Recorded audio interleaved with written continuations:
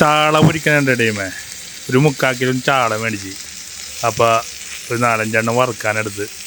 അപ്പോൾ വറുത്തേണ്ടിരിക്കുകയാണ് അമ്മച്ചിയാണ്ട് വറുക്കണത്. ശരിക്കും മഴക്കാലത്താണ് ചാള മേടിക്കേണ്ടത്.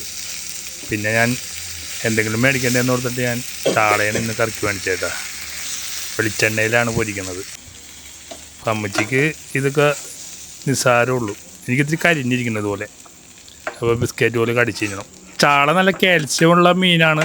അതുകൊണ്ട് മുള്ളും കടിച്ച് കഴിഞ്ഞാൽ ഒരു കുഴപ്പമില്ല കേട്ടോ. അപ്പോൾ അടുത്തത് ചാള മുളകിട്ട് വെക്കാൻ വേണ്ടി പോണേട്ടാ.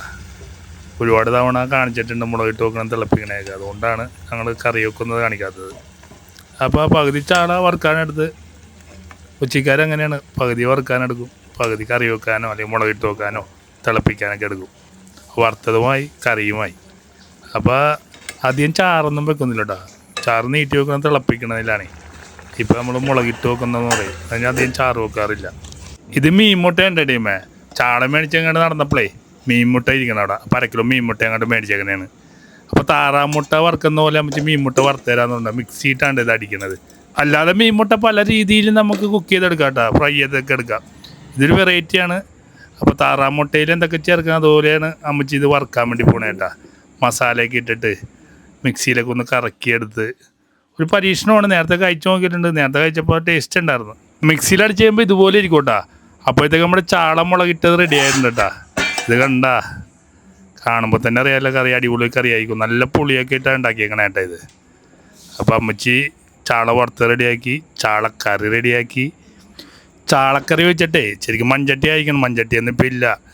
അപ്പോൾ ഒന്ന് ഇതുപോലെ ചുറ്റിച്ചെടുത്തിട്ട് കറിവേപ്പിലില്ല, കറിവേപ്പില വീട്ടിലുണ്ടായതാണ് കേട്ടോ. ഇതും കൂടി ഇട്ടിട്ടൊന്ന് ചുറ്റിച്ച് കഴിയുമ്പോൾ ഒരു മണം വരും.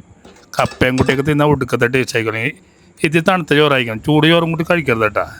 അപ്പോൾ നമ്മുടെ മീൻമുട്ട വറുത്തെടുക്കാൻ വേണ്ടി പോയിട്ടുണ്ട്. ആദ്യം വെളിച്ചെണ്ണ ഒഴിച്ചിട്ടുണ്ട്. പിന്നെ നമ്മൾ സാധാരണ മുട്ട വറുക്കുന്ന പോലെയാണ് ഇത് വറുക്കണത്. ശരിക്കും താറാമുട്ടയാണ് ഇങ്ങനെ വറുക്കണേ കേട്ടോ. എങ്ങനെയുണ്ട്? പുതിയൊരു ടിപ്സ് അല്ലേ? നിങ്ങളത് ഉണ്ടാക്കി നോക്കണം കേട്ടോ. ഇത് ഒരു സൈഡ് വെന്തിട്ടുണ്ട്. അപ്പോൾ ഇനി നമുക്ക് ഇത്തിരി കരിവേപ്പില ഇട്ട് കൊടുക്കാം. കറിവേപ്പില കൂടി ഇടുമ്പോൾ ഒരു മണം വരും. ശരിക്കും ഇത്തിരി കൂടി കനം കുറച്ച് വേണം വറുക്കാനായിട്ട്. അപ്പോൾ ഇത്തിരി കനം കൂടിപ്പോയി. ഉള്ളിൽ വെന്ത് കിട്ടാൻ ഭയങ്കര പാടാണ്. ഇത് കഴിക്കുമ്പോൾ ചൂടോടുകൂടി തന്നെ കഴിക്കണം കേട്ടോ. നല്ല ടേസ്റ്റ് ഉണ്ടാവുള്ളൂ. തണുത്തതിന് കഴിച്ച് കഴിഞ്ഞാൽ നമ്മൾ പറയുന്ന ടേസ്റ്റ് ഉണ്ടാവില്ല. അപ്പോൾ നിങ്ങൾ വറുക്കുമ്പോഴത്തേക്കും കനം കുറച്ച് വറുക്കുന്നതായിരിക്കും നല്ലത്. എല്ലാവർക്കും ഈ ടേസ്റ്റ് ഇഷ്ടപ്പെടുമോയെന്ന് എനിക്കറിയില്ല. എനിക്ക് ഇഷ്ടപ്പെട്ടു ഏതായാലും ഈ ടേസ്റ്റ്. അപ്പോൾ 2 സൈഡും വെന്തിട്ടുണ്ട്. ചപ്പാത്തിയുടെയൊക്കെ ഷേപ്പിൽ കിട്ടിയിട്ടുണ്ട്. കനം ഇത്തിരി കൂടിപ്പോയിട്ടുള്ള കാര്യം പറയാമല്ലോ. ഉള്ളിൽ വെന്തിട്ടുണ്ടാകുന്ന കണ്ടറിയണം. സംഭവം സെറ്റാണ്. കാണാനൊക്കെ ഭംഗിയുണ്ട്. ഇനി നമുക്ക് കഴിച്ചു നോക്കാം. അപ്പോൾ നമ്മൾ ചോറിട്ടിട്ടുണ്ട്. അമ്മച്ചി നേരത്തെ കഴിച്ചിട്ട് അമ്മച്ചി ഉറങ്ങി. ഇത് രാത്രിയാണ് ഈ വീഡിയോ പിടിക്കുന്നത്.